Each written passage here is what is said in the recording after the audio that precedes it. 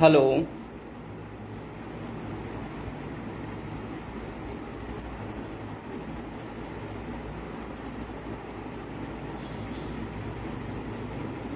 Hello.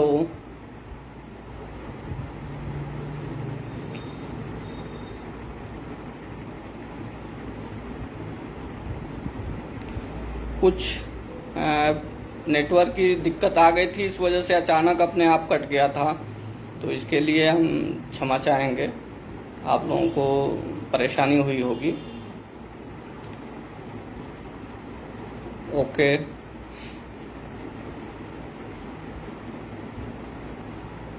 Okay. Right S, आप लोग लिखें कि आवाज़ सही आ रही है।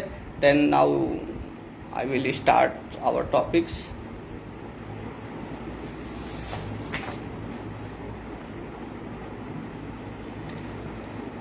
कॉन्ट्रैक्ट में जो बेसिक स्ट्रक्चर एक तरह से कर सकते हैं। कॉन्ट्रैक्ट का बेसिक स्ट्रक्चर आप जानते हैं किसको कहते हैं? कॉन्ट्रैक्ट का बेसिक है सेक्शन 10 है। सेक्शन 10 जो है वो कॉन्ट्रैक्ट का बेसिक स्ट्रक्चर कर सकते हैं, बिकॉज वही एक ऐसा सेक्शन है जिस पर घुमा फिरा के पूरा कॉन्ट्रैक्ट जो है डिपेंड है। जैसे मान लीजिए मतलब कॉन्ट्रैक्ट के लिए क्या आवश्यक है, यही चीजें कही गई है ना सेक्शन 10 में। तो वो कहाँ कहाँ अप्लाई होगा, हर सेक्शन में। आप जितना भी आगे कॉन्ट्रैक्ट पढ़ेंगे, आगे ट्रस्ट पढ़ेंगे, जो भी चीजें पढ़ेंगे, तो कहीं ना कहीं घुमा फिरा के वही 10 की ही बातें आपको ध्यान में आएंगी और उसी पर चर्चा चलती रहेगी। उसी के परिप्रेक्ष्य में सेक्शन 10 के परिप्रेक्ष्य में हम लोगों ने पहले पढ़ा था कि कोई भी व्यक्ति माइनर नहीं होना चाहिए। माइनर का कॉन्ट्रैक्ट क्या है, ठीक है। उसके बाद हम आ गए हैं कंसेंट पे। कैपेसिटी हो गया है दूसरा, यानी सेक्शन 10 का ही एक ब्रांच है जो एक माइनर हो गया, कैपेसिटी टू कॉन्ट्रैक्ट हो गया, और एक आ गया फ्री कंसेंट, यानी दूसरा उसका इसेंशियल। सेक्शन 10 की जो दूसरी ब्रांच है फ्री कंसेंट की ब्रांच है, उसके अंतर्गत हम पढ़ेंगे कि फ्री कंसेंट कब हो सकता है, जो हम पिछले क्लास में पढ़ चुके हैं। कब कोई व्यक्ति अगर कॉन्ट्रैक्ट करता है तो उसमें कहा जा सकता है कि नहीं ये फ्री कंसेंट है, कब नहीं है। तो इसी का हम लोगों ने सेक्शन 14 में पढ़ा था। तो उसमें लिखा था अकॉर्डिंग टू वेयर एक्ट कि कोई भी consent is said to be true. क्या होगा? कोई भी consent it when it is not cause by, यानी क्या है, कोई भी कंसेंट जो है किसके द्वारा काज नहीं होना चाहिए, जो हम लोगों ने पिछले क्लास में पढ़ा था कि कोअर्शन नहीं होना चाहिए, यानी प्रपीड़न नहीं होना चाहिए, अनड्यू इन्फ्लुएंस नहीं होना चाहिए, असम्यक प्रभाव नहीं होना चाहिए। तीसरा है फ्रॉड, यानी कपट नहीं होना चाहिए। चौथा है मिसरिप्रेजेंटेशन, यानी मिथ्या वचन, इसको हिंदी देख लीजिएगा क्या है, दुर्व्यपदेशन। मिसरिप्रेजेंटेशन को हिंदी में दुर्व्यपदेशन कहते हैं। तो दुर्व्यपदेशन नहीं होना चाहिए और मिस्टेक के द्वारा कोई कॉन्ट्रैक्ट नहीं होना चाहिए। अब इसके अलग अलग प्रभाव हैं, तो हम हमेशा देखेंगे। हम जो पहला क्लास पढ़े थे कि कैपेसिटी टू कॉन्ट्रैक्ट में जब पढ़े थे, तो ये ध्यान रखिएगा, को रिलेट करके चलिएगा। सेक्शन 10 को कहीं भी आगे आपको छोड़ना नहीं है। जहां छोड़ना होगा, अगर सेपरेट क्लॉज बन रहा होगा तो हम बता देंगे कि यहाँ पर सेपरेट है, सेक्शन 10 से कोई लेना देना नहीं है। लेकिन section 10 of the contract act क्या है, बेसिक स्ट्रक्चर है, वो हमेशा हर कॉन्ट्रैक्ट में विद्यमान रहेगा। चाहे वो माइनर का कॉन्ट्रैक्ट हो, चाहे मेजर का कॉन्ट्रैक्ट हो, चाहे वाइड वेजरिंग कॉन्ट्रैक्ट हो, चाहे कॉन्टीजेंट कॉन्ट्रैक्ट हो, हर जगह उसकी विद्यमानता रहेगी। और एक स्केल है, सेक्शन 10 एक स्केल है जिसके कसौटी पर हमेशा आपको ये कसना पड़ेगा कि सेक्शन 10 के सारे, यानी सेक्शन 10 के सारे इसेंशियल हर जगह अप्लाई हो रहे हैं कि नहीं, हर प्रकार के कॉन्ट्रैक्ट में अप्लाई हो रहे हैं कि नहीं। अगर अप्लाई नहीं हो रहे हैं तो मान लिया जाएगा कि कॉन्ट्रैक्ट नहीं है। उसी के रिगार्ड में, उसी के तरह एक और ब्रांच है जिसको हम कहते हैं फ्री कंसेंट कहते हैं, यानी सहमति, स्वतंत्र सहमति जिसको कहा जाता है। आगे आप लोग जब डिस्कस करोगे चाहे वो कोर्ट में आओगे तो आप लोगों को डिस्कस करना पड़ेगा, एज ए बीइंग ए जज करना पड़ेगा, एज ए लॉयर करना पड़ेगा।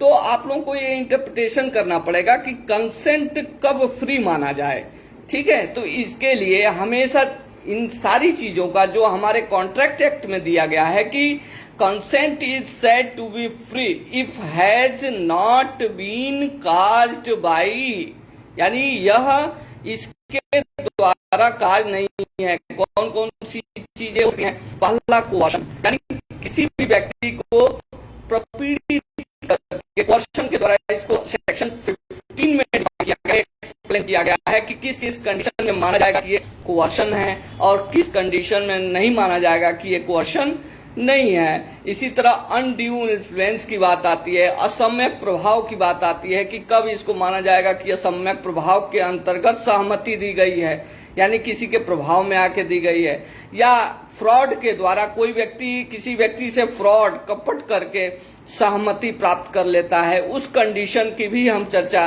आगे करेंगे सेक्शन 17 में। सेक्शन 18 में मिस रिप्रेजेंटेशन की हम चर्चा करेंगे कि मिस रिप्रेजेंटेशन यानी दुर्व्यपदेशन के कंडीशन में दुर्व्यपदेशन के कंडीशन में कैसे हमारा कॉन्ट्रैक्ट होगा, उस कंडीशन में हमारी चीजें क्या क्या होंगी, उस कंडीशन में क्या फ्री कंसेंट होगा कि नहीं होगा। एक चीज ध्यान रखिएगा, हमेशा जो दो चीजें, सिविल का अगर आपको समझना है, लॉ का कॉन्सेप्ट समझना है, तो उसके लिए आपको कोई भी व्यक्ति किसी भी सिविल लॉ में उलझा नहीं सकता, फंसा नहीं सकता, आप उससे निकल जाएंगे। तो ये कंसेप्ट है, एक एक शब्द जो है, it is a theme principle of the civil law.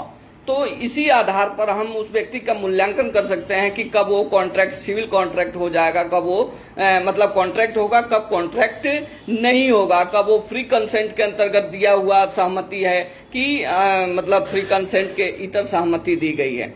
इसी के अंतर्गत मिसरिप्रेजेंटेशन सारी चीजों को किया गया है। तो ये सारी चीजें हम लोग पिछले क्लास में डिस्कस कर चुके हैं।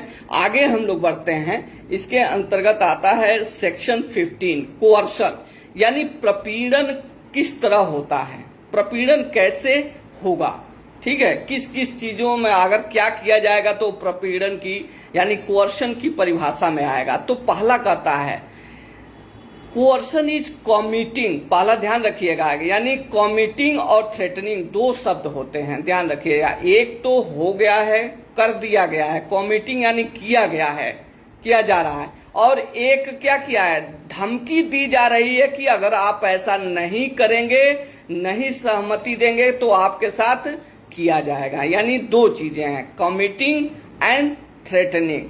किस चीज की कॉमिटिंग, यानी अगर आप फॉरबिडन बाय लॉ, कॉमिटिंग किस चीज का, अगर मान लीजिए कि मैं हूं, ठीक है, और कौस्तुभ जी हैं, दो लोग हैं, और कौस्तुभ जी चाहते हैं कि एक प्रॉपर्टी मेरी है जिसको ये अपने नाम से कराना चाहते हैं, ठीक है। इस कंडीशन में ये हमको धमकी देते हैं कि अगर आप नहीं करेंगे तो आपको जान से मार देंगे, ठीक है, या जान से मार देंगे। यानी ये आईपीसी में फॉरबिडन बाई, यानी क्या है, फॉरबिडन बाई आईपीसी, यानी जो एक्ट, यानी जो कृत्य, जो कार्य कॉमिटेड या थ्रेटनिंग टू कॉमिट होता है, यानी उस कंडीशन में, यानी ये हमको कहते हैं कि ऐसा है कि आप जमीन अगर नहीं लिखते हैं तो आपको हम जान से मार देंगे, हम कहे तो हम क्या होते हैं, डर जाते हैं। और जान से मारने की जो धमकी दी जा रही है वो किसके अंतर्गत आती है, आईपीसी के अंतर्गत डील होता है, ठीक है। तो उस आईपीसी के अंतर्गत जब डील होता है तो उस कंडीशन में हम देखते हैं कि ये क्या है, आईपीसी के द्वारा किसी भी व्यक्ति को मारने की धमकी देना, किसी भी व्यक्ति को मारने की धमकी देना या उसको मारना, जैसे मान लीजिए कि हाथ तोड़ दिए, पैर तोड़ दिए, ठीक है, मारना या मारने की धमकी देना, दोनों कंडीशन में क्या हो जाएगा, ये माना जाएगा कि व्यक्ति क्या कर रहा है, प्रताड़ित कर रहा है। किसको, मुझे प्रताड़ित कर रहा है, किस लिए, उद्देश्य क्या है, क्योंकि ये कॉन्ट्रैक्ट में एंटर होना चाहता है। कौन से कॉन्ट्रैक्ट में? यानी हमारी प्रॉपर्टी को क्या करना चाहते हैं? खरीदना चाहते हैं, और बिना किसी कंसिडरेशन और मतलब दबाव में खरीदना चाहते हैं कि नहीं ऐसा है कि आप कर दीजिए, हम कुछ नहीं जानते। ठीक है, हम कह रहे हैं कि वो संपत्ति हम नहीं बेच सकते, उसके बाद ये हम पे इस तरह का दबाव बना रहे हैं कि अगर नहीं बेचेंगे तो हम आपको जान से मार देंगे, हम आपको हाथ पैर तोड़ देंगे, यानी धमकी दे रहे हैं। या एक दिन चले ही आए, 2-4 हाथ मार दिए, मार के हाथ पैर तोड़ दिए, तो इस कंडीशन में भी ये माना जाएगा कि 2 शब्दों का उपयोग, यानी कमिटिंग और थ्रेटनिंग, यानी ये जो आईपीसी के द्वारा ये प्रोहिबिटेड कृत्य है, या तो मारने की धमकी देना या मारना। किस कार्य के लिए? एग्रीमेंट के लिए कि आप जो है अपनी जमीन हमको बेच दीजिए। इस कंडीशन में माना जाएगा कि ये हमको थ्रेट कर रहे थे, कमिट कर रहे थे हमारी संपत्ति से संबंधित। यानी थ्रेट किसका था? संपत्ति का था। उस कंडीशन में हम मान लेंगे कि नहीं, जो भी ये हमको धमकी दिए हैं इसी के अंतर्गत। यानी क्या होगा? जब ये क्वेश्चनेबल होगा, जब जैसे मान लीजिए हमने सेल कर दिया और सेल हमने अपनी इच्छा से नहीं किया, तो हम क्या करेंगे? हम कोर्ट में जाएंगे और कोर्ट से कहेंगे कि ऐसा है कि अगर हमारी संपत्ति जो इन्होंने लिखवाई है वो हमारे इच्छा के विरुद्ध लिखवाई है, इसलिए ये संपत्ति जो है हमारी फ्री कंसेंट के अंतर्गत नहीं लिखी गई है। तो ये क्या हो जाएगा? ये क्वेश्चनेबल हो जाएगा और कोर्ट इसका निर्धारण करेगी कि क्या सही में इन्होंने लिखवाई है कि नहीं। हमारा प्रेयर रहेगा कि हमारी सहमति यानी फ्री सहमति के अंतर्गत नहीं लिया गया है। और बर्डन ऑफ प्रूफ हमेशा किस पे रहेगा? एक चीज ध्यान रखिएगा, आगे भी आपको क्वेश्चन जुडिशरी में आते हैं कि if in case of coercion burden of proof is, यानी किसके ऊपर रहेगा? बर्डन ऑफ प्रूफ हमेशा विपक्षी के तरफ रहेगा, जिसके द्वारा प्रपीड़ित किया जा रहा है व्यक्ति को, यानी कोर्सिव किया जा रहा है जिस व्यक्ति को, उसके जिस व्यक्ति द्वारा किया जा रहा है वो व्यक्ति प्रूफ करेगा, यानी कौस्तुभ जी प्रूफ करेंगे कि हमने इनको प्रताड़ित किया या जबरदस्ती लिखवाया। ठीक है, तो इस कंडीशन में जो भी कॉन्ट्रैक्ट होगा वो क्या होगा? एक चीज ध्यान रखें, ये कोअर्सन के द्वारा या अंडू इन्फ्लुएंस के द्वारा या मिस्टेक के द्वारा या फ्रॉड के द्वारा, मिस रिप्रेजेंटेशन के द्वारा जितने भी कॉन्ट्रैक्ट होंगे ये वाइडेबल होंगे। ध्यान रखिएगा, मिस्टेक में एक जगह वाइड होगा और सब चीजों में वाइडेबल होगा, ये ध्यान रखिएगा। यानी अगर ऑन द ऑप्शन ऑफ, यानी दूसरी पार्टी की अगर सहमति हो तो वो कॉन्ट्रैक्ट क्या हो सकता है? वैलिड हो सकता है, वाइडेबल से वैलिड हो सकता है। यानी अगर वो अपनी इच्छा जता दे, अच्छा ठीक है चलो जो हुआ हुआ, ऐसा करते हैं कि हम मान लेते हैं कि भाई इतना पैसा था, सहमति हमने दे दी कि नहीं हमारी फ्री कंसेंट है, वो कौस्तुभ जी को संपत्ति हमने स्वेच्छा से बेची है, तो वो वाइडेबल था, यानी वाइडेबल था हमारे ऑप्शन पे। अगर हम उसको डिनाई कर जाते कि हम ये जो संपत्ति बेचे हैं अपनी इच्छा से नहीं बेचे हैं, इन्होंने हमको धमकी दी है कि मैं मार दूंगा या आपको हाथ पैर तोड़ दूंगा, इस तरह की धमकी के अंतर्गत इन्होंने हमारा जो है लिखवाया है, संपत्ति लिखवाई है, इसलिए ये क्या हो जाएगा? ये वाइडेबल होगा। अगर हम सहमति दे देते हैं कि नहीं ये फ्री कंसेंट से है, इनका कोई जोर जबरदस्ती नहीं है, तो वो क्या हो जाएगा? वैलिड कॉन्ट्रैक्ट हो जाएगा, यानी वाइड नहीं होता है। एक चीज ध्यान रखिएगा, केवल एक आगे ऑप्शन आता है मिस्टेक, जिसको हम सेक्शन 20, 21, 22 में पढ़ेंगे, तो ये देखेंगे कि उसमें मिस्टेक में जो है कुछ कंडीशन है जिसके अंतर्गत कॉन्ट्रैक्ट का तो वाइड होता है, लेकिन जो कोर्सन के और हम क्या करना चाहते हैं, हमारा आशय है कि किसी भी तरह से हम इनको डरा के, धमका के और मार पीट के इनसे मतलब हमारी संपत्ति लिखवा लें, यही इनका उद्देश्य होता है। इसी को हम प्रपीड़न के अंतर्गत कहते हैं। तो 3 चीजों का आप लोग नोट कर लीजिएगा, पहला थ्रेटनिंग, दूसरा पहला कमिटिंग, दूसरा थ्रेटनिंग टू एनी एक्ट। ध्यान रखिएगा, पहला थ्रेटनिंग ऊपर लिख लीजिए, नीचे कमिटिंग, उसके नीचे लिख लीजिए to any act forbidden by IPC, यानी भारतीय दंड संहिता के अंतर्गत क्या है, प्रतिबंधित है। यानी अगर इस तरह के कृत्य किए जाएंगे तो उसके लिए दंड का प्रावधान किया गया है। Forbidden bye IPC in any property, यानी किसके फर्दरेंस में, एनी प्रॉपर्टी के फर्दरेंस में, लेने के फर्दरेंस में अगर हम करते हैं तो क्या हो जाएगा, एनी प्रॉपर्टी के संबंध में अगर है तो ये प्रॉपर्टी से रिलेटेड हो जाएगा। उस कंडीशन में प्रॉपर्टी को लेने के लिए कोर्सन पीड़ित किया जा रहा है व्यक्ति को, तो एक प्रॉपर्टी, एनी प्रॉपर्टी के संबंध में। और intention to causing any person, और इनका आशय क्या है, एक चीज ध्यान रखिएगा, इंटेंशन टू कॉजिंग, यानी ये प्रॉपर्टी के लिए हमेशा उसका इंटेंशन रहेगा कि हम इनको किस में एंटर कर लें, किसके लिए, एग्रीमेंट के लिए, यानी सेल के लिए, एग्रीमेंट के लिए, किसी भी प्रकार का कोई कॉन्ट्रैक्ट एग्जीक्यूट कराने के लिए हम धमकी दे रहे हैं, और वो धमकी के अंतर्गत आएगा। और इनको किस संपत्ति से संबंधित होना चाहिए, पर्सन से नहीं होना चाहिए। एक चीज ध्यान रखिएगा, हमेशा अगर आप कोर्सन पढ़ते हैं तो ध्यान रखिएगा, एनी प्रॉपर्टी की बात करता है और कॉजिंग एक्ट की बात करता है, कॉमिटिंग की बात करता है, थ्रेटनिंग की बात करता है, और उसका एक ही आशय होता है कि हम किसी भी तरह से प्रपीड़ित करके हम कॉन्ट्रैक्ट इनसे कर लें, यानी एग्रीमेंट कर लें और उसका जो भी हम अपने हिसाब से चाहें करा लें। इनकी सहमति की कोई आवश्यकता नहीं है। ठीक है, तो इसमें एक चीज ध्यान रखिएगा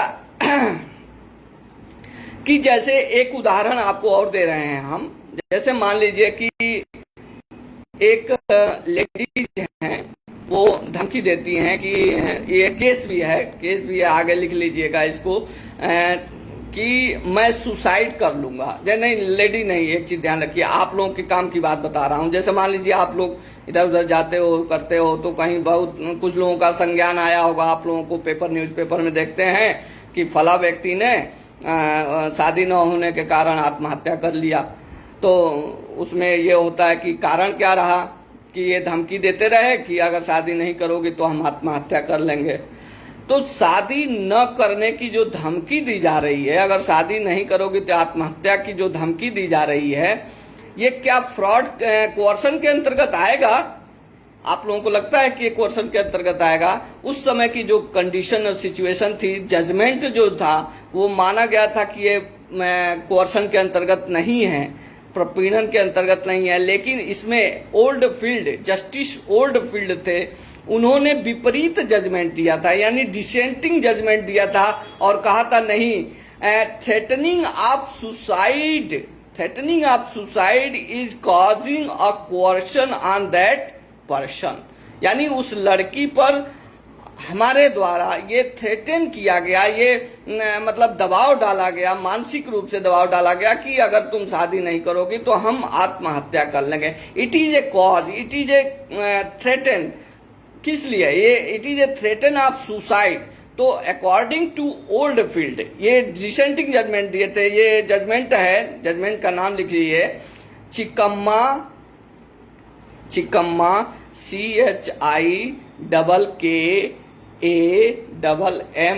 चिकम्मा Ammiraju AMMIRAJU versus Sesamma SESUMMA 1918 ALD, यानी इलाहाबाद का ये जजमेंट है। ठीक है, इस केस में यही कहा गया, जो मेजॉरिटी का जजमेंट था, कि उन्होंने सुसाइड को कोर्सन के परव्यू में नहीं रखा, लेकिन ओल्ड फील्ड ने इसको डिसेंटिंग जजमेंट देते हुए और उन्होंने कहा नहीं, it is a coercion which has been given by that person, यानी ये दिया गया है, उस व्यक्ति द्वारा दिया गया है उस लड़की को कि अगर तुम नहीं शादी करोगे तो मैं सुसाइड कर लूंगा। तो इसी प्रपीड़न के अंतर्गत उसने शादी की कंसेंट दी थी, जो फ्री कंसेंट की परिभाषा के अंतर्गत नहीं आता है। एक और केस है, इसमें लिख लीजिएगा, RA रंगनायकम्मा वर्सेस अलवर चेट्टी,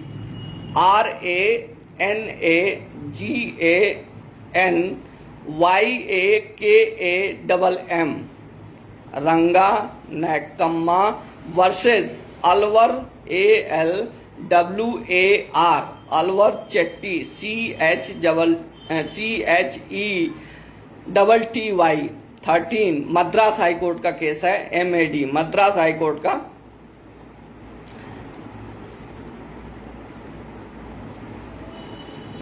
इसमें जो मूल मैटर था इसमें ये था कि एक जैसे मान लीजिए कि इस जो रंगा कम्मा वर्सेस अलवर चेट्टी का केस है, इसमें जो मैटर था कि एक पत्नी यानी पति पत्नी थे, तो जिसमें पत्नी क्या हो जाती है कि पति एक्सपायर कर जाता है, ठीक है, पति एक्सपायर कर जाता है तो उसके परिवार वाले यानी रिलेशन वाले हमेशा क्या करते हैं, उस पर दबाव तत्काल बनाते हैं। यानी जैसे उसके पति की डेथ होती है वो दबाव बनाते हैं कि अगर तुम किसी बच्चे को यानी घर परिवार के एक बच्चे को एडॉप्ट नहीं करोगी तो ये मान लिया जाएगा कि हम तुम्हारे पति का मतलब दाह संस्कार या बॉडी जो मृत बॉडी है उसको जाने नहीं देंगे। इसलिए अगर तुम्हारे अपने पति का दाह संस्कार चाहती हो तो एक बच्चे को एडॉप्ट कर लो। ये प्रेशर दिया गया था उस औरत पे, और उसके अंतर यानी एडॉप्शन, एग्रीमेंट ऑफ एडॉप्शन, ध्यान दीजिएगा, एग्रीमेंट ऑफ एडॉप्शन का क्या हुआ था, प्रेशर पड़ा था।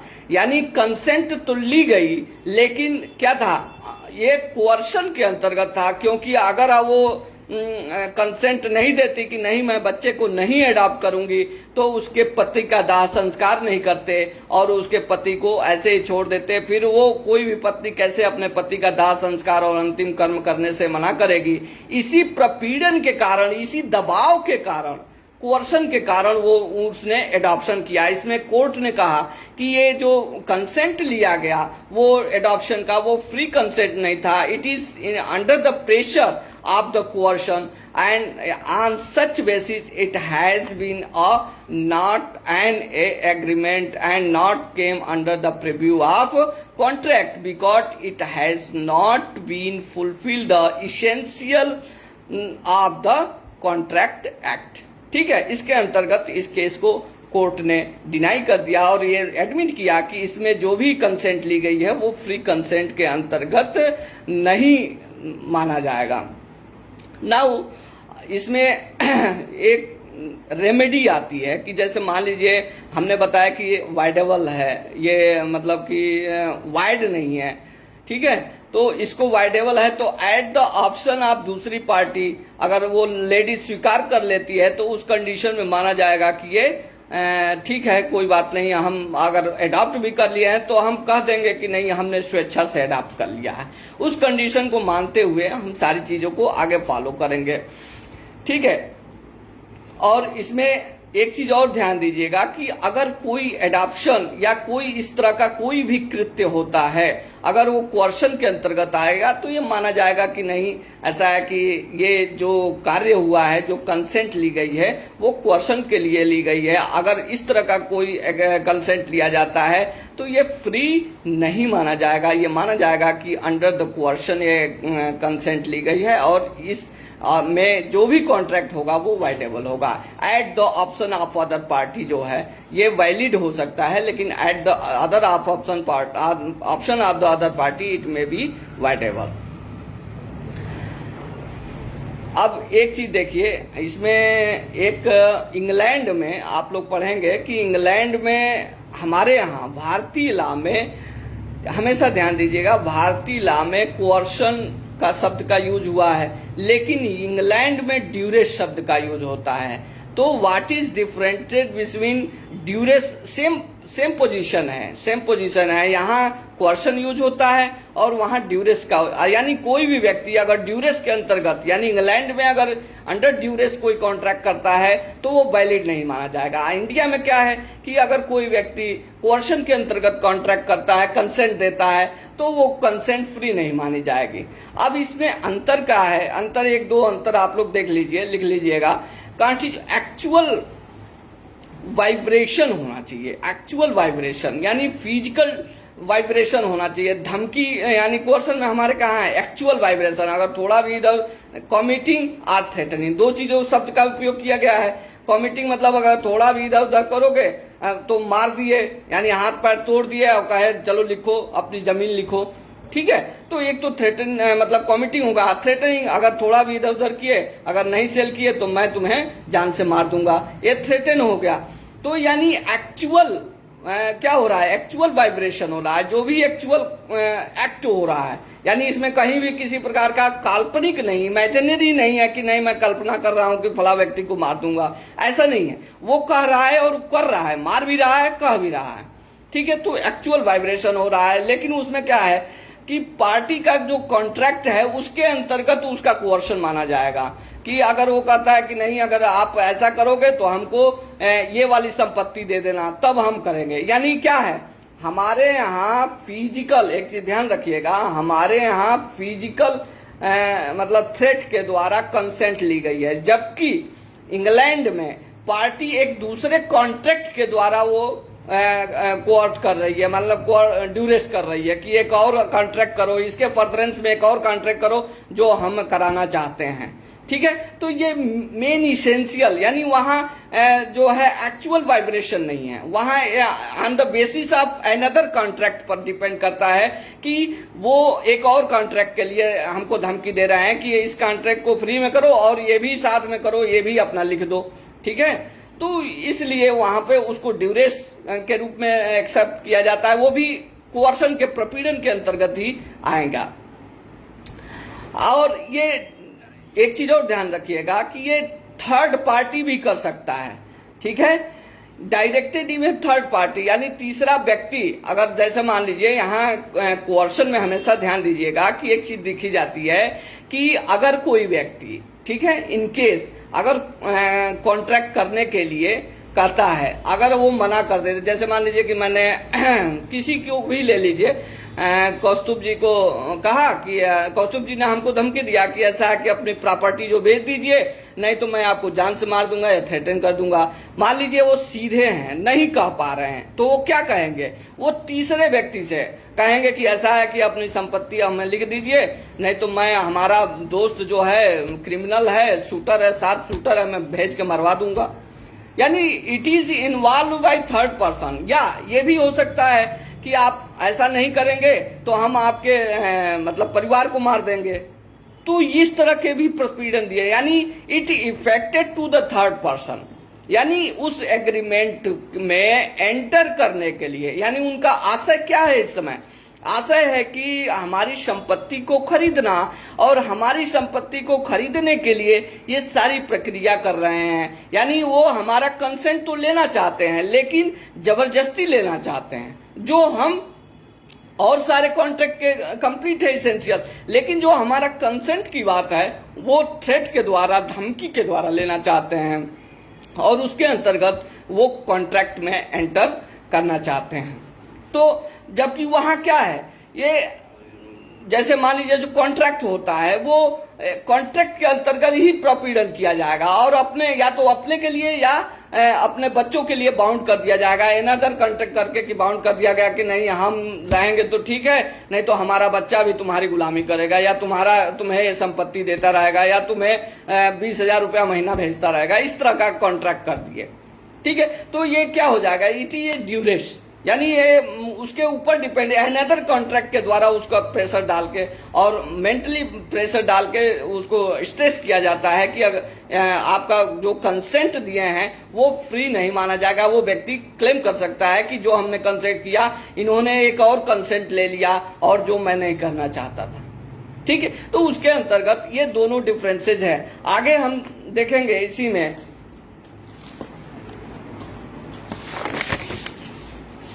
दूसरा आता है सेक्शन 16। सेक्शन 16 में अनड्यू इन्फ्लुएंस की बात कही जाती है, असम्यक प्रभाव। जैसे मान लीजिए हम लोग हमेशा देखते हैं कि हमारे भारतीय समाज में बड़े ही गर्व के साथ कहा जाता है और चीजें की जाती हैं कि जो भी असम्यक प्रभाव, हम लोग परंपरावादी लोग हैं, विश्वास करने वाले लोग हैं, तो हम लोगों को हमेशा एक चीज ध्यान दी जाती है कि हम कुछ ऐसे हम लोगों के संबंध है, रिलेशन है, जिसको हम मानते हैं कि नहीं, ऐसा है कि ये जो कह रहे हैं 100% सही कह रहे हैं, ठीक है। यानी अगर हमारे जो क्या कहते हैं गुरु, जो जिनसे हम शिष्य बनते हैं, गुरु, धार्मिक गुरु या आध्यात्मिक गुरु, या अगर कह लें हमारे पिताजी कह दें, हमारे बड़े भाई कह दें, तो हम लोग रिलेशन, संबंधों को निभाने वाले व्यक्ति हैं। तो अगर वो कहते हैं कि नहीं ये कॉन्ट्रैक्ट कर लो, तो हम ये नहीं सोचेंगे कि नहीं ये हमारे लाभ की चीज है कि हानि की चीज है। यानी इसको हम फिड्यूशियरी रिलेशन के अंतर्गत इसमें हम लेके और कह सकते हैं कि नहीं ऐसा है कि ये कह रहे होंगे, तो अगर हमसे कोई, हमारी माँ ही कहे कि ये बेटा ऐसा है, तुम संपत्ति अपने छोटे भाई को लिख दो, तो हम क्या हो जाएंगे, हम वहां एक संबंध है हमारा, हम न चाहते हुए भी वो लिख देंगे और ये माना जाएगा कि हम तो कहेंगे, माना जाएगा कि फ्री कंसेंट के अंतर्गत है, लेकिन वो भी फ्री कंसेंट नहीं माना जाएगा। क्यों?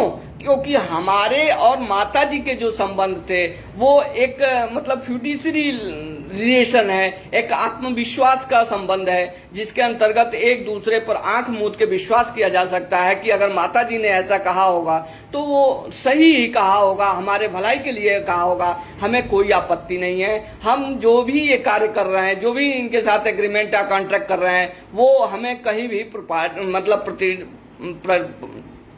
प्रताड़ित या किसी भी प्रकार का प्रभाव के अंतर्गत नहीं माना जाएगा। ये चीजें हम हमेशा इस चीज को ध्यान देंगे। लेकिन इसमें जो सेक्शन कहता है, सेक्शन के अनुसार हम चलते हैं, इसमें लिख लीजिएगा थोड़ा सा वो लाइव पॉइंट बना के, एक कॉन्ट्रैक्ट अनड्यू इन्फ्लुएंस, एक contract is said to be induced by undue influence. यानी किसी भी कॉन्ट्रैक्ट को हम कब ये कह सकते हैं कि ये अनड्यू इन्फ्लुएंस के द्वारा कॉन्ट्रैक्ट किया गया है, कब इसको कह सकते हैं कि ये जो कॉन्ट्रैक्ट हुआ है अनड्यू इन्फ्लुएंस यानी असम्यक प्रभाव के अंतर्गत हुआ है। इसके अंतर्गत यानी रिलेशन सबसिस्टिंग का लिख लिया, अधिशासित यानी जो रिलेशन सबसिस्टिंग हो, यानी एक दूसरे के संबंध क्या हो, अधिशासित हो, एक व्यक्ति का संबंध दूसरे व्यक्ति पर साइकोलॉजिकली गवर्न करता हो, अधिशासित करता हो कि नहीं, अगर ये संबंध है, जैसे मान लीजिए हम हैं,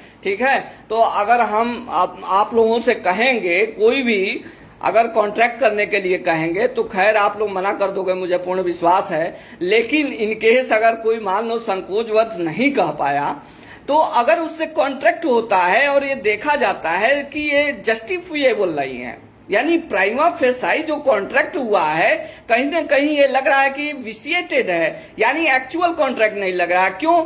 अब इसका कई कारण हो सकता है। मान लीजिए कि हम कोई 4 व्हीलर खरीदे और 5,000 रुपया दे के खरीद लिए, ठीक है, किसी भी व्यक्ति से, जैसे मान लीजिए कि निकिता जी का है 4 व्हीलर है, उनसे हमने कहा कि ऐसा है कि आप 5,000 रुपया में दे दीजिए।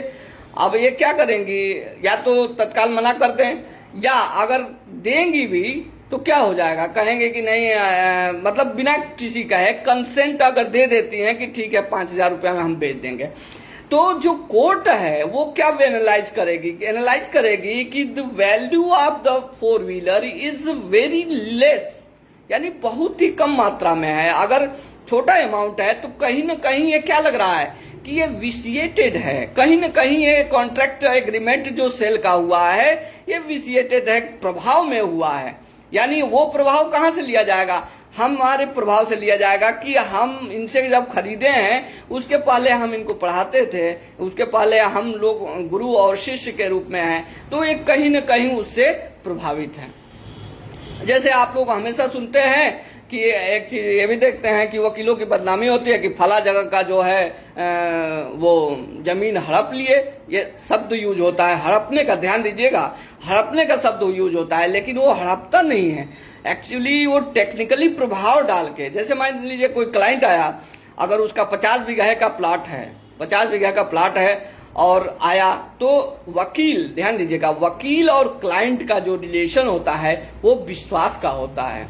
अगर कोई क्लाइंट, एक चीज एडवोकेट एक्ट में मना किया गया है, एडवोकेट एक्ट में मना किया गया है कि अगर कोई वकील अपने क्लाइंट की बात अगर विपक्षी को बताए बिना उसकी सहमति के, ध्यान रखिएगा, बिना उसकी सहमति के अगर बताता है विपक्षी को, तो वो क्या होगा, प्रोफेशनल इथिक्स के विपरीत होगा, माना जाएगा।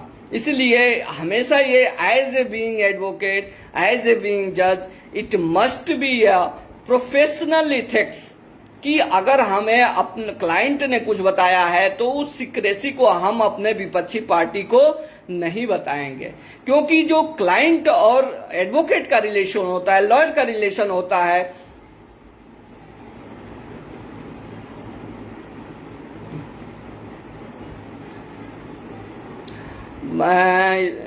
आप लोग धैर्य रखें, बाबा जी की बात नहीं है, वो एक एग्जाम्पल दिया गया है, ठीक है, उससे अलग भी चीजें आती रहेंगी, एग्जाम्पल के तौर पे हमने डिस्कस किया है, ऐसा नहीं है।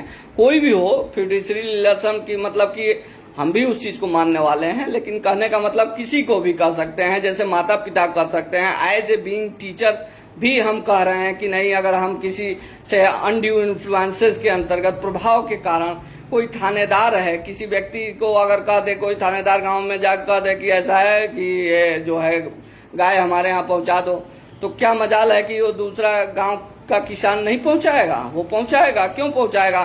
क्योंकि उसके अंतर्गत उसको भय है, एक मतलब थ्रेट है, असम्यक प्रभाव के कारण, उसके पोजीशन ऑफ पावर के कारण वो ले जाके वहां पर पहुंचा देगा। अगर कोई पुलिस वाला कहे कि ऐसा है कि तुम ये स्टेटमेंट लिख दो कि हमने अपराध किया है, तो क्या करता है वो, भला ही रिवर्टेबल है, कोर्ट में जाके खंडित हो जाएगा, लेकिन एट प्रेजेंट वो लिख देगा क्योंकि वो असम्यक प्रभाव के अंतर्गत ये चीजें की गई हैं, तो उससे रिलेशन नहीं होता है। इसमें कोई भी हो सकता है, इसमें कोई व्यक्ति या उससे बात नहीं हो रही है, ठीक है।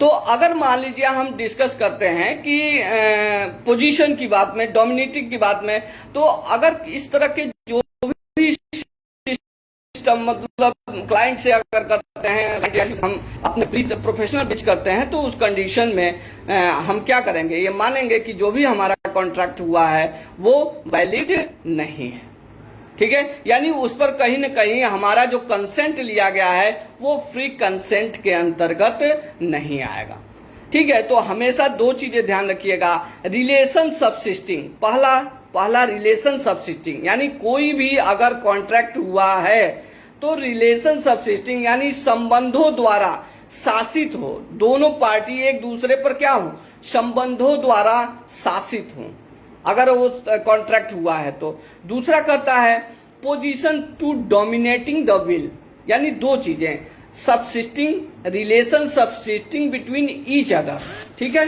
दूसरा कहता है कि position to dominating the will of other, यानी हम इस पोजीशन में हैं कि किसी भी दूसरे व्यक्ति का विल जो है हम डोमिनेट कर सकते हैं, या उसको मतलब अपने प्रभाव के कारण, अपने इच्छा के कारण हम उसके प्रभाव डाल के हम उसको अपने नाम से करा सकते हैं, ठीक है। तो इस कंडीशन में ये सारी चीजें आएंगी।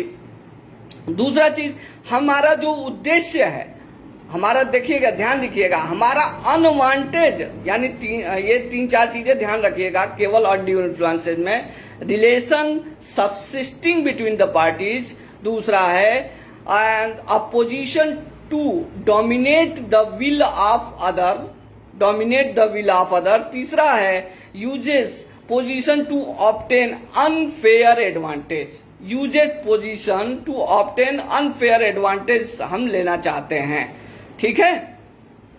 तो उस कंडीशन में भी अगर हम करते हैं, कोई कॉन्ट्रैक्ट करते हैं, तो उसको वैलिड नहीं माना जाएगा, ये माना जाएगा कि असम्यक प्रभाव के अंतर्गत हुआ है।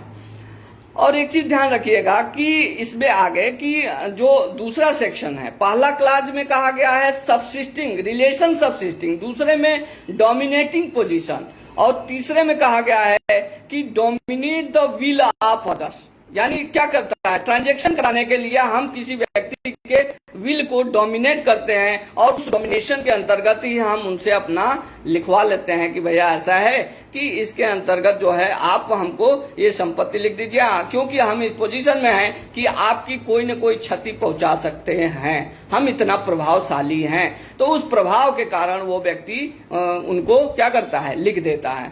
और ये जितने भी कॉन्ट्रैक्ट होंगे, अगर इन कंडीशनों में कोई भी कॉन्ट्रैक्ट हो जाता है, कोई भी एग्रीमेंट हो जाता है, तो वो क्या होगा, वाइडेबल होगा। हमेशा ध्यान रखिएगा कि अगर इसके अंतर्गत कोई भी कॉन्ट्रैक्ट होता है वाइडेबल होगा at the option of another person. हमेशा ध्यान रखिएगा वो दूसरी पार्टी की इच्छा पर वो वाइडेबल माना जाएगा, कि अगर दूसरी पार्टी सहमति दे दे कि नहीं मैं फ्री कंसेंट से ये एग्रीमेंट किया हूं, तो वो वाइडेबल नहीं बल्कि वैलिड हो जाएगा। लेकिन अगर वो कह दे, चैलेंज कर दे कि नहीं जो मेरी सहमति ली गई है वो मेरी वास्तविक सहमति नहीं है, ये प्रभाव के कारण लिया गया है, ठीक है। तो ये सारी चीजें हैं। अब आगे आप रिलेशनों के बारे में, जैसे पिता पुत्र के रिलेशन के संबंध में, एम्प्लॉयर के संबंध में कर सकते हैं, क्लाइंट एडवोकेट के संबंध में कर सकते हैं। इस तरह के कई रिलेशन हैं, फ्यूडिशरी रिलेशन, जिसके अंतर्गत ये सारी चीजें हम डिस्कस कर सकते हैं। और ये माना जाता है कि अगर इसके अंतर्गत, इसमें भी एक चीज ध्यान रखिएगा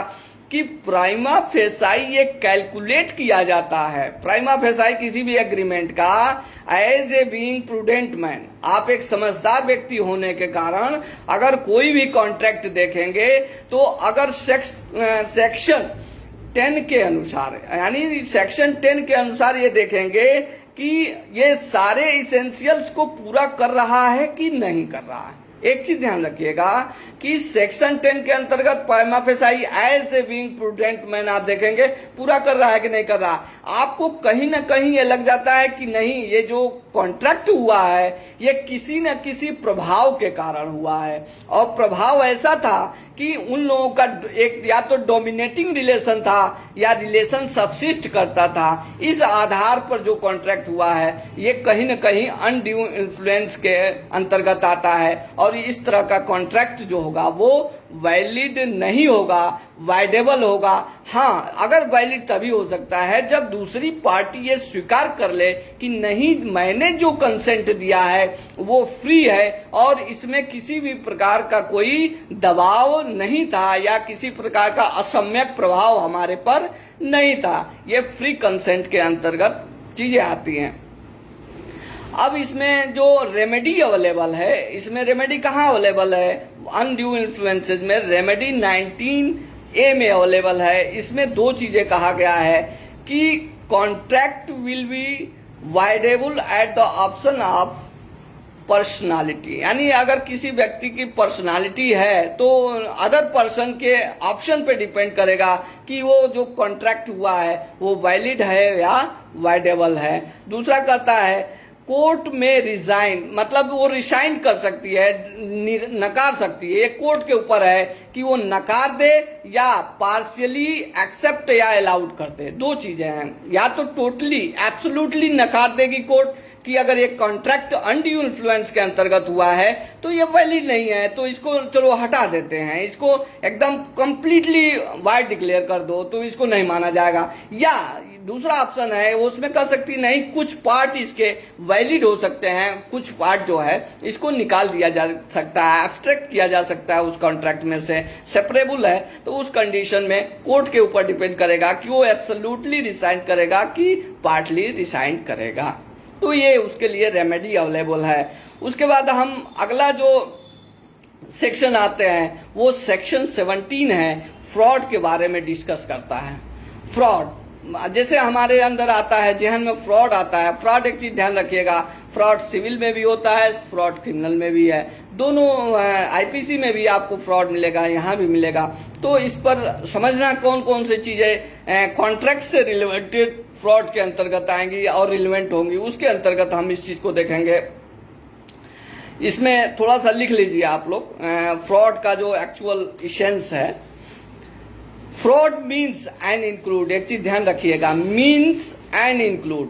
किसी भी चीज में अगर आप लोग पढ़ते हैं, ला के विद्यार्थी हैं, तो हमेशा ध्यान दीजिएगा सीपीसी में, आईपीसी में, किसी भी लॉ में अगर शब्द दो यूज हुए हैं, या तो मीन्स यूज हुआ है। मीन्स मतलब कन्फाइन कर देता है, मीन्स मतलब एक्चुअल पोजीशन, किसी भी डेफिनेशन की अगर मीन्स लगा दिया है कि फ्रॉड मीन्स केवल कर देता, तो ये समझ जाइए कि बस जितना वो लिखा है वही फ्रॉड होगा, और अन्य कोई भी चीज फ्रॉड की कैटेगरी में नहीं आएगी मीन्स में। लेकिन ये क्या कर रहा है, मीन्स एंड इंक्लूड, यानी it has a option to include some other which has been explained below, यानी इसके नीचे जो 5 दिए गए हैं इसके अलावा भी अगर कोई कृत्य हो सकता है वो भी फ्रॉड के अंतर्गत आ सकता है। वो क्यों? क्योंकि इसमें इंक्लूड शब्द का प्रयोग किया गया है। तो ये ध्यान देना है कि अगर मीन्स और इंक्लूड दिया है, किसी भी डेफिनेशन में अगर मीन्स दिया है तो बहुत ही कंसाइज एंड कन्फाइंड डेफिनेशन कही जाती है। अगर वो इंक्लूड शब्द का प्रयोग किया गया है तो यानी एग्जॉस्टिव है, वाइड है, यानी उसकी लिमिटेशन नहीं है, उसको किसी भी कंडीशन में किसी भी स्टेज में एक्सपेंड किया जा सकता है, बढ़ाया जा सकता है, और उसके अंतर्गत और सारे तत्व लाए जा सकते हैं कि ये भी सारी चीजें इसके अंतर्गत आती हैं। अब इसमें कहता है कि fraud means and include following act. कौन कौन से एक्ट, ध्यान दीजिएगा, कौन कौन से एक्ट को कहता है कि ये फ्रॉड होगा। अब एक्ट क्या होना चाहिए, committed by party to the contract. जो एक्ट होगा यानी जो कार्य होगा वो committed by the party to the contract, या उसके एजेंट द्वारा, या तो कॉन्ट्रैक्ट पार्टी कन्वीनियंस द्वारा स्वयं किया जाए या उसके एजेंट द्वारा किया जाए। किस लिए, इंटेंशन आशय होना चाहिए कि डिसीव, यानी उसको हानि पहुंचाने के लिए, उसको छल करने के लिए, उसको चीट करने के लिए। डिसीव एन अदर पार्टी, यानी दूसरी पार्टी को हम क्या करें, कोई ना कोई क्षति पहुंचाने के लिए हम जब कोई भी क्या करते हैं, कार्य करते हैं। किस लिए, intention to deceive another party, किस लिए कि एंटर इनटू कॉन्ट्रैक्ट, हम इसलिए वो छल कर रहे हैं, वो डिसीव कर रहे हैं कि वो क्या करे, एंटर कर जाए किसमें, कॉन्ट्रैक्ट में। ऑन द फॉलोइंग ग्राउंड, ठीक है, यानी इस ग्राउंड पर पहला क्या है कि the suggestion of a fact which is not true, यानी जो हमने सजेशन दिया होता है ना फ्रॉड करने के लिए किया है। ऐसा है, अगर मान लीजिए एक एग्जाम्पल दे रहे हैं सजेशन के नाम पर, कि अगर कोई व्यक्ति आपसे रेलवे स्टेशन पर खड़ा होकर पूछता है कि ये ट्रेन जोधपुर जा रही है कि बॉम्बे जा रही है, ठीक है, तो अगर आप फ्रॉड करना चाहते हैं तो क्या कहेंगे, उससे कहेंगे ऐसा है तुरंत चढ़ जाओ, ये जोधपुर जा रही है, तुम्हें जोधपुर जाना भी है, तो वो कहता है हाँ जोधपुर तो जाना है। लेकिन वो एक्चुअल में क्या है, वो ट्रेन जोधपुर नहीं जा रही थी, वो कहाँ जा रही थी, बॉम्बे जा रही थी, और वो जानता है कि बॉम्बे जब जाएंगे तो हमारा बीच में फ्रेंड है, जो भी ये सामान लिए हैं वो ले लेगा। यानी आशय क्या है, हानि पहुंचाने का आशय है, अपना एडवांटेज लेने का आशय है। तो इसलिए वो क्या करता है, फ्रॉड करता है, इस तरह का फ्रॉड करता है कि सजेशन देता है। फ्रॉड मतलब एक सजेशन, गलत सजेशन देता है, जिसके कारण उसके साथ वो घटना हो जाती है और उसका सामान ले लिया जाता है। और नशा वशा चाहे देख ही रहे हैं आजकल समाज में क्या चल रहा है, ट्रेन में, बस में, जो भी है। खैर इस समय तो लॉकडाउन है, कुछ नहीं चल रहा है, लेकिन मतलब पहले जो चलता था कि लूट लिया जाता है चीजें की, यानी वो सजेस्ट जो कर रहा है वो गलत सजेशन दे रहा है। क्योंकि ट्रेन कहाँ जा रही है, ट्रेन मुंबई जा रही है, वो कह रहा है कि उसको जाना था जोधपुर, तो उसके साथ उसने सजेशन देके फ्रॉड किया, ठीक है। यानी वो रियल एक्चुअल में वो घटना नहीं होनी थी, वो एक्चुअल में वो ट्रेन जोधपुर नहीं जानी थी, वो बॉम्बे जानी थी, उसने उसके साथ फ्रॉड किया। दूसरा शब्द इसने यूज किया है कि एक्टिव कंसीलमेंट ऑफ फैक्ट। अगर हम किसी व्यक्ति के साथ कॉन्ट्रैक्ट करते हैं तो हमेशा एक चीज ध्यान रखिएगा कि हमेशा देखा जाता है कि कोई ऐसा एक्टिव फैक्ट है जो बताना हमारे लिए क्या है, हमारे पर बर्डन है। अगर हम किसी कॉन्ट्रैक्ट में एंटर कर रहे हैं तो हमें ये बताना जो आवश्यक है, हमें बताना आवश्यक है कि ये इसका डिफेक्ट है, ये इसकी संपत्ति नहीं, मतलब इसमें खराबी है, ठीक है। अगर हम नहीं बताते हैं या चीट कर जाते हैं, ठीक है, तो वो क्या होता है, ये माना जाता है कि हम कंसीलमेंट ऑफ फैक्ट किए हैं, जो इसकी सच्चाई थी वो हमने छुपा के और कोई भी कॉन्ट्रैक्ट कर लिया है। लेकिन केवल साइलेंट, एक चीज ध्यान रखिएगा, कंसीलमेंट ऑफ फैक्ट अलग होता है और केवल साइलेंट इसलिए रह गए क्योंकि हमें कॉन्ट्रैक्ट करना था, हमें कॉन्ट्रैक्ट करना था इसलिए साइलेंट रह गए। लेकिन एक्चुअल फैक्ट अगर बता कर, जैसे मान लीजिए एक जर्जर मकान है, ठीक है, एक जर्जर मकान है, उसमें क्या करते हैं हम कि किसी को सेल करते हैं, ठीक है, बेचते हैं, तो उसमें हमें क्या बताना होगा कि इसकी छत जो है इतने साल पुरानी हो गई है, ये चीजें हैं। हम कुछ बेसिक चीज बताएंगे जिससे कि उस व्यक्ति को ट्रस्ट हो जाए और ये हो जाए कि वो जो हम बेच रहे हैं वो एक्चुअल फैक्ट क्या है, उसका एक्चुअल पोजीशन क्या है, उसके अंतर्गत हम बेच रहे हैं, तो वो व्यक्ति उसके बारे में नोन हो जाए और सावधानी बरतेगा जिससे कि उसकी जान माल की सुरक्षा हो सकेगी। लेकिन अगर वहां पे हम कंसील करते हैं, उसके फैक्ट को नहीं बताते हैं, तो उस कंडीशन में क्या होता है कि ये माना जाता है कि इसने फैक्ट को कंसील करके और बेच दिया। इसी तरह एक उदाहरण और ले लेते हैं, जैसे मान लीजिए हमारे पास एक घोड़ा है, तो हम उसको बेचना चाहते हैं। वो घोड़े को हम जानते हैं कि इसके अंतर्गत एक बीमारी है, इसके अंदर एक बीमारी है कि ये 10 से 5 दिन जिंदा रहेगा। एक उदाहरण ले रहे हैं कि 10 से 5 दिन जिंदा रहेगा। उस कंडीशन में हम उस व्यक्ति से कांटेक्ट करते हैं और कहते हैं तुम हमारा घोड़ा खरीद लो, ठीक है, वो खरीद लेता है। लेकिन हम जो एक्चुअल फैक्ट है, यानी जो फैक्ट आवश्यक था कि जो हमारा बताना हमारी जिम्मेदारी थी, क्यों इसको ये बीमारी है और ये हो सकता है, हमने नहीं बताया और वहां पे कंसील कर दिए, तो उसके साथ हमने क्या किया, फ्रॉड किया। लेकिन अगर कोई व्यक्ति अच्छा खासा घोड़ा है और मान लीजिए कि हम कॉन्ट्रैक्ट सफेद का करते हैं और काला घोड़ा ले आके दे देता है और कुछ बोलता नहीं है, कि वो कहता है अपना घोड़ा के कॉन्ट्रैक्ट कर लीजिए, वो कहता है ठीक है कॉन्ट्रैक्ट कर लेते हैं, तो वो लिख देता है कॉन्ट्रैक्ट में कि सफेद घोड़ा और इतने इतने का लिए हैं। लेकिन वहां पर वो व्यक्ति नहीं बोलता है, क्योंकि ये नहीं कहता नहीं हमारे पास काला घोड़ा है, क्योंकि वो अपने कॉन्ट्रैक्ट को क्या करना चाहता है, वो अपने कॉन्ट्रैक्ट को ये करना चाहता है कि हमारा कॉन्ट्रैक्ट किसी तरह फुलफिल हो जाए, ठीक है। यानी वो फ्रॉड के उद्देश्य से नहीं, वो साइलेंट इसलिए है कि वो कॉन्ट्रैक्ट को एग्जीक्यूट कराना चाहता है, उसका उद्देश्य कॉन्ट्रैक्ट को एग्जीक्यूट कराना है। तो हल्का सा डिफरेंस है फ्रॉड और साइलेंट। अगर किसी कॉन्ट्रैक्ट में हम साइलेंट हैं, किसी फैक्ट को लेकर अगर नहीं बताते हैं, तो ये माना जाएगा कि ये कॉन्ट्रैक्ट, जो भी कॉन्ट्रैक्ट हो रहा है, ये इसके अंतर्गत नहीं आएगा। वो silent, made without any intention to for farming. अच्छा, तीसरा कार्य इनका ये है फ्रॉड वाला, पहला सजेशन हो गया, दूसरा एक्टिव कंसीलमेंट ऑफ फैक्ट। ध्यान रखिएगा, शब्दों पर ध्यान दीजिएगा, एक्टिव कंसीलमेंट ऑफ फैक्ट। और एक चौथा है, प्रॉमिस तो कर रहे हैं लेकिन हमारी इच्छा नहीं है कि मैं परफॉर्म करूंगा, हमारी इच्छा नहीं है कि हम उसको परफॉर्म करेंगे, क्योंकि हम जानते हैं हमें फ्रॉड करना है, इसलिए हम जानते हैं कि हम इसका एग्जीक्यूशन नहीं करेंगे। अरे इनको करने दो, पैसा मिल जाएगा, क्या दिक्कत है, देखा जाएगा जो होगा। अभी तो हम कॉन्ट्रैक्ट करने की स्थिति में नहीं है, अभी कॉन्ट्रैक्ट कर लेते हैं, पैसा ले लेते हैं, अब जब परफॉर्म की बात आएगी देखा जाएगा, हमें नहीं करना परफॉर्म। यानी उसका एग्जीक्यूशन करने को सहमत नहीं है, लेकिन वो उसके साथ क्या कर रहा है, कॉन्ट्रैक्ट कर रहा है, यानी वो फ्रॉड कर रहा है। उसका आशय है कि धोखा देना, वो जो भी कॉन्ट्रैक्ट किया जा रहा है उसका मतलब ये मान के चल रहा है कि हम इसको नहीं करा पाएंगे, एग्जीक्यूट नहीं करा पाएंगे। अगर इस तरह का कोई लॉ किया जाता है, कार्य किया जाता है, तो वो कार्य क्या होगा, एक्ट क्या होगा, ये फ्रॉड के अंतर्गत आएगा। या कोई ऑलरेडी कार्य फ्रॉड के अंतर्गत डिक्लेयर किया गया हो, कोई ऐसा कार्य हो जो फ्रॉड के अंतर्गत आईपीसी की डेफिनेशन में या सामाजिक रूप से वो डिक्लेयर किया गया हो कि इस तरह का जो भी कार्य होगा वो फ्रॉड की कैटेगरी में आएगा। तो अगर वो डिक्लेयर्ड है तो वो भी इसी परिभाषा के अंतर्गत है और मान लिया जाएगा कि ये फ्रॉड किया गया है। इसमें थोड़ा सा और है,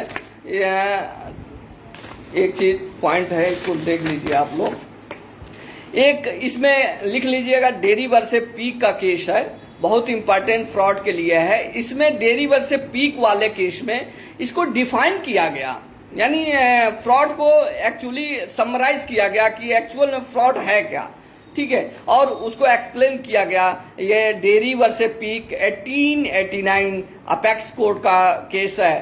फ्रॉड मीन्स, ये ध्यान रखिएगा, फॉल्स स्टेटमेंट, पहला इसमें कहा गया कि जो फ्रॉड है वो एक फॉल्स स्टेटमेंट है। क्या किया जाता है, जानबूझ के किया जाता है, स्टेटमेंट जो है जानबूझ के दिया जाता है कि वो फॉल्स है, विदाउट इट्स ट्रू, यानी इसके सच्चाई से कोई लेना देना नहीं है, इसको होगा कि नहीं होगा इससे कोई मतलब नहीं है। और केयरलेसली मतलब जानबूझकर, मतलब लापरवाही से वो कार्य किया जाता है, ठीक है, विद इंटेंशन टू ट्रू और फॉल्स, यानी उसको इस आशय से किया जाता है कि ये हमारे लिए लाभदायक होगा। इस 4-5 शब्दों का उपयोग करते हुए ये माना गया कि अगर इस परिव्यू में इसके अंतर्गत अगर कोई कार्य किया जा रहा है, इस आशय से किया जा रहा है, तो वो कार्य फ्रॉड के अंतर्गत आएगा, ठीक है। अब अगला जो टॉपिक रहेगा उसमें सेक्शन 17-18 रहेगा, मिसरिप्रेजेंटेशन, और 20 डिस्कस होगा कल, मिस्टेक और मिसरिप्रेजेंटेशन, ठीक है। एक चीज और ध्यान आप लोग दे दीजिएगा, कोअर्शन और अनड्यू इन्फ्लुएंस में 3 बेसिक चीज अंतर है, ध्यान रखिएगा। कोअर्सिव और अनड्यू इन्फ्लुएंस में कोअर्सिव क्या होता है, ड्यू टू फिजिकल फोर्स, यानी क्या होता है, कोअर्शन जो है, जो यानी प्रपीड़न होता है वो फिजिकल फोर्स के द्वारा होता है, जबकि वो क्या होता है, due to moral pressure. Undue influence क्या होता है, मोरल प्रेशर के अंतर्गत किया जाता है। तीसरा है relation of the parties are not necessary, यानी कोअर्शन में पार्टीज का संबंध जानने की कोई जरूरत नहीं है, वो उनसे संबंधित है कि नहीं है, तीसरा व्यक्ति भी कोई आके गला दबा सकता है, मार सकता है, धमकी दे सकता है, कोई भी व्यक्ति आके कर सकता है। लेकिन अनड्यू इन्फ्लुएंस में हमेशा ध्यान रखिएगा कि वहां संबंध होना जरूरी है, वहां रिलेशन होना जरूरी है, कि कहीं ना कहीं एडवोकेट क्लाइंट का रिलेशन हो, माता पिता का रिलेशन हो, भाई बंधु का रिलेशन हो, कोई ना कोई ऐसे रिलेशन हो जिसके अंतर्गत वो किया गया हो, या ऑफिसर, सीनियर ऑफिसर का अपने जूनियर ऑफिसर के साथ कोई कॉन्ट्रैक्ट की एग्जीक्यूट किया गया हो, तो उस कंडीशन में माना जाएगा कोई न कोई, या सर्वेंट का एम्प्लॉयर के साथ कोई कॉन्ट्रैक्ट किया गया है, तो उस कंडीशन माना जाएगा कि कोई न कोई इनके साथ संबंध है। इसमें कोअर्शन में संबंध की जरूरत रिलेशन की नहीं है, लेकिन अनड्यू इन्फ्लुएंस में रिलेशन की आवश्यकता पड़ती है।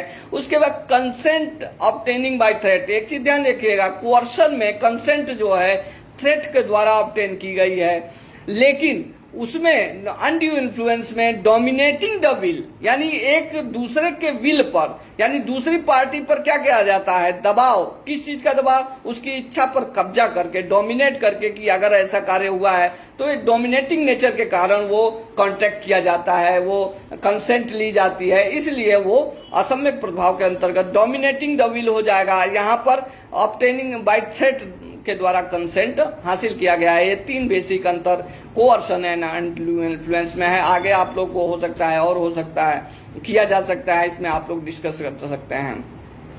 हमारा एक छोटा सा और वो है कि अगर आप लोग कुछ लिखना पढ़ना चाहते हैं तो आप लोग हिंदी में लॉ से संबंधित किसी स्पेसिफिक ज्वलंत मुद्दे पर, ठीक है, आप लोग लिख के और जो साइट है उस पर दे दीजिए, या एक मेल आईडी इशू कर दी जाएगी उस पर दे दीजिएगा। एक प्रज्ञा प्रवाह आता है, आप लोग सुने होंगे, उसमें छपवा दिया जाएगा आप लोगों का। अगर एलएलएम के स्टूडेंट है तो आर्टिकल छपवाना आप लोगों के आवश्यक है, अगर नहीं है तो इससे आपका एक क्वेश्चन भी तैयार हो जाएगा, चीजें तैयार हो जाएंगी, और वो उसमें मतलब कि छप जाएगा, आपका नाम भी होगा कि हमने आर्टिकल लिखा था, हमने ये चीज इस ज्वलंत मुद्दे पर लिखा था, इस समय लॉकडाउन चल रहा है, स्कूल नहीं चल रहा है, तो अपने तैयारी के साथ साथ ये भी 1-8 घंटा लिखने की राइटिंग स्किल डेवलप होगी। तो हिंदी में या इंग्लिश में ज़्यादा प्रयास करिए कि हिंदी में ही लिख के उस आर्टिकल को आप लोग प्रोवाइड कराएंगे तो ज़्यादा अच्छा रहेगा, ठीक है। इसी के साथ good night everyone, good night.